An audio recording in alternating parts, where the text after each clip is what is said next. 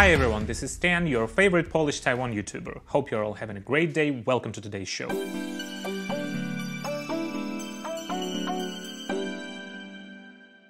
Last month, after Emperor Xi announced his re-election, he started showing his ambitions to invade Taiwan once again, such as mentioning annexing Taiwan in his speeches, or even adding that the CCP is opposing and containing Taiwan independence to its constitution. And talking about the rising control of the CCP over the Chinese people, it didn't become less harsh after Xi's self-proclaimed re-election.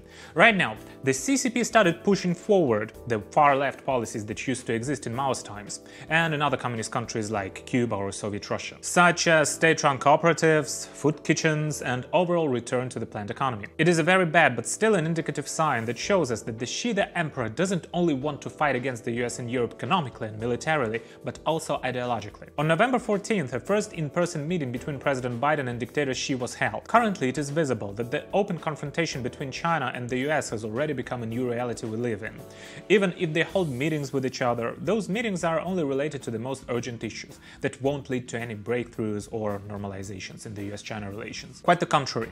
Those meetings are only a tool for Xi to show how important he is internationally and how influential did China become under his rule. Many analysts think that the world's economic order and the international trade entered a new era after the coronavirus pandemic. Currently, we also see how stressful the geopolitical situation is, including Russia's invasion in Ukraine and constant threats coming from China against Taiwan. Right now, there is no more gray area. You have to make a particular choice. Who do you deal with? And if you stand with autocracies or democracies. The governments also have to adjust the trade policies to prioritize the allies, countries with similar values, and have working mechanisms to restrict and limit the expansion of authoritarianism. The current international situation showed us the need for such mechanisms. Having those in place, it would be easier to support the allies that stand on the front line and are currently actively protecting the free world, like what Ukraine does right now. That we are finally liberated, that we are free. Because now we have no electricity in the city, no water, no central supply heating, no mobile connection, no internet connection. But we have no Russians. And I'm extremely happy of that. We can survive anything, but we are free.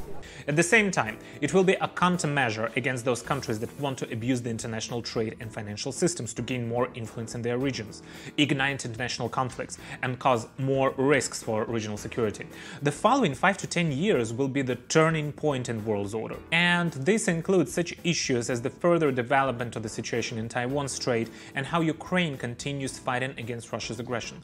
Currently, the CCP is purchasing large amounts of Russian natural resources, including Russian energy, thus supporting Russia's war against Ukraine.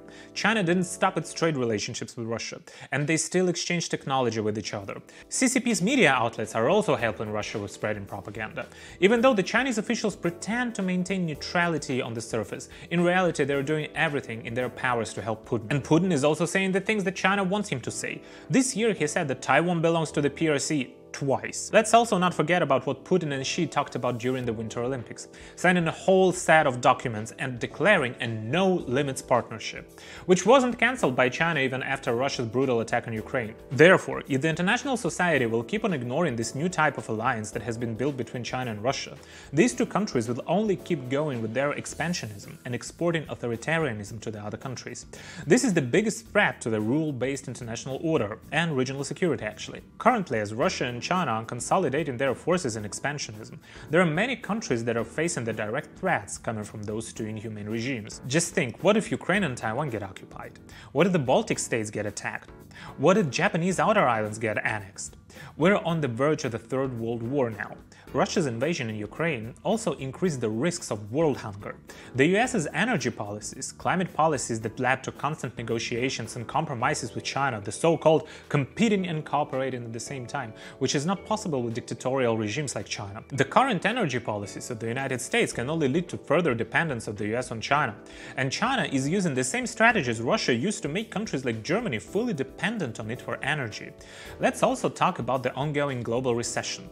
Stressful geopolitical geopolitical situation, climate policies, and energy crisis are the global challenges the world is facing now. Plus, the ongoing decoupling from China, specifically in regards to strategic resources, including high-tech products, chips, rare earth materials, will lead to temporary rise of inflation. And of course, it will be stressful for the governments around the world and the financial situation as well. Russia and China know that, and they will use it to weaken the democratic countries and will try to influence the public opinion even more.